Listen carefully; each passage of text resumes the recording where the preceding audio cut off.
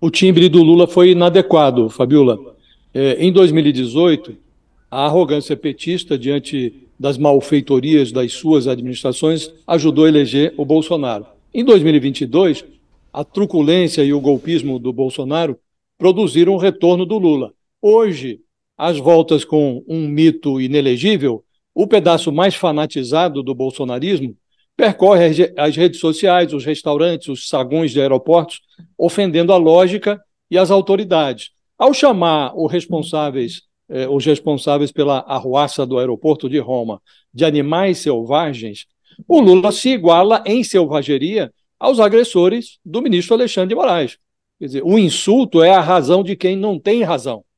Nós precisamos punir severamente pessoas que ainda transmitem o ódio, disse lá o presidente em Bruxelas. Em condições normais, um presidente precisa controlar a sua raiva. Sob a atmosfera de anormalidade que ainda intoxica a cena pública brasileira, o presidente deveria fazer melhor, deveria evitar a raiva. O Brasil precisa de paz, Fabiola, e o Lula voltou ao poder cavalgando uma frente ampla e prometendo a pacificação. Dias atrás, discursando para uma plateia de estudantes em Foz do Iguaçu, o Lula chamou o Bolsonaro de titica.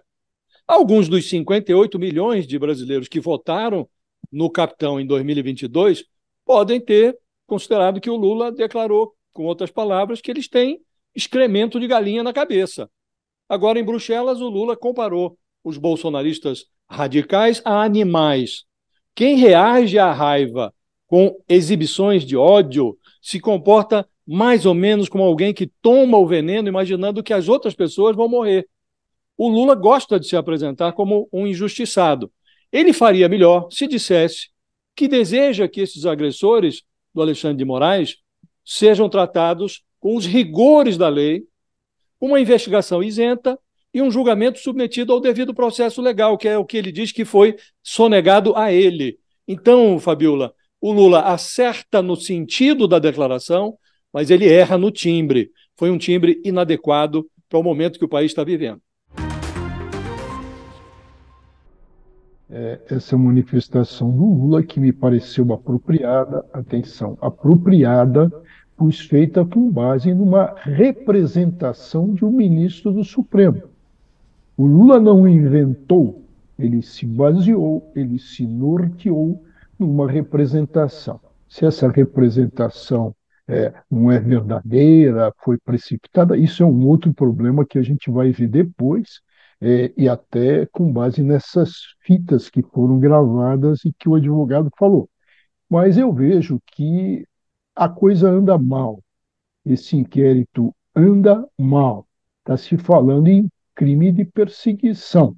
Crime de perseguição exige reiteração de condutas, e aí parece que é uma conduta única. Fala-se também em desacato.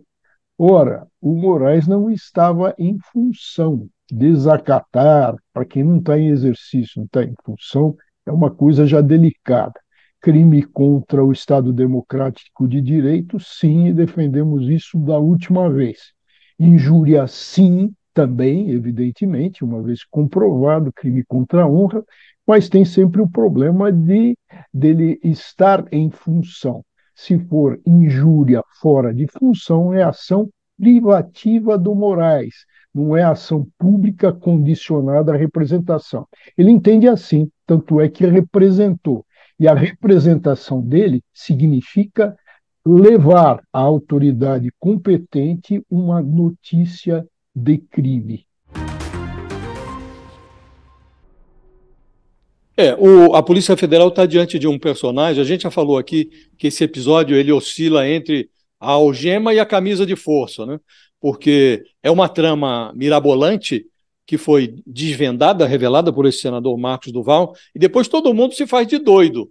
Parece que não aconteceu nada. Mas nada nesse episódio é uma palavra que ultrapassa tudo. Esse Marcos Duval, com quem o Bolsonaro diz que não tinha nenhum relacionamento, ele denunciou que foi chamado ao Palácio do Planalto para ouvir do Daniel Silveira, um deputado que hoje está em cana, com quem o Bolsonaro tinha amplo relacionamento, a proposta de gravar o Alexandre de Moraes com o equipamento da ABIN para extrair do ministro, que é ministro do Supremo, mas também é presidente do TSE, uma declaração qualquer que levasse a uma virada de mesa da eleição de 2022, ao cancelamento da vitória do Lula, a um golpe.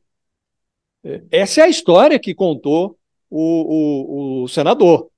O Bolsonaro agora diz que ele se comporta como se tivesse recebido o senador no Palácio da Alvorada, a residência oficial do presidente da República, e recebeu lá o senador e esse seu pupilo, Daniel Silveira, e assistiu essa conversa de doido e não fez nada. Não chamou a polícia, não chamou o sanatório, não fez nada. E agora ele tenta fazer crer que não há o que possa ser investigado pela Polícia Federal. Então a polícia precisa perguntar ao Marcos Duval o que de fato aconteceu para saber se ele deve ser enquadrado no Código Penal ou se ele deve ser internado como maluco.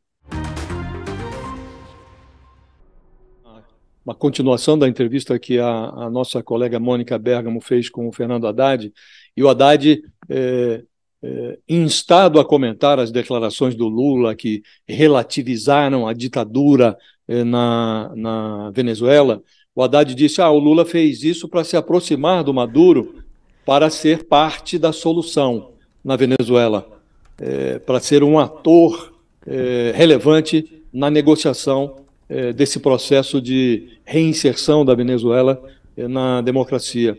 Eu entendo que, com certos temas, Fabiola, não se pode tergiversar. Um deles é democracia. Nós estamos experimentando isso no Brasil.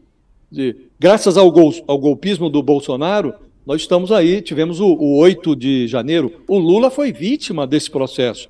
Com 8 dias de empossado, ele sofreu uma tentativa de golpe. Como um personagem como esse, como Lula, pode relativizar os valores da democracia? Não é aceitável, seja qual for o objetivo. Do mesmo modo, não se pode assoprar o regime ditatorial da Venezuela no pressuposto de que isso pode resultar no pagamento da dívida de 6 bilhões de reais, que é uma dívida que foi contraída em gestões anteriores do PT, justamente porque tratou-se a Venezuela como um país companheiro. E já naquela ocasião, a Venezuela era dirigida por autocratas, pelo Nicolás Maduro e antes dele o Hugo Chávez, autocratas companheiros. Liberou-se esse dinheiro todo, isso resultou num espeto de 6 bilhões de reais, que está aí. Esse espeto está no bolso do contribuinte brasileiro. E não será com sopros, com tergiversação, que nós vamos cobrar essa dívida, Fabiola. Qual?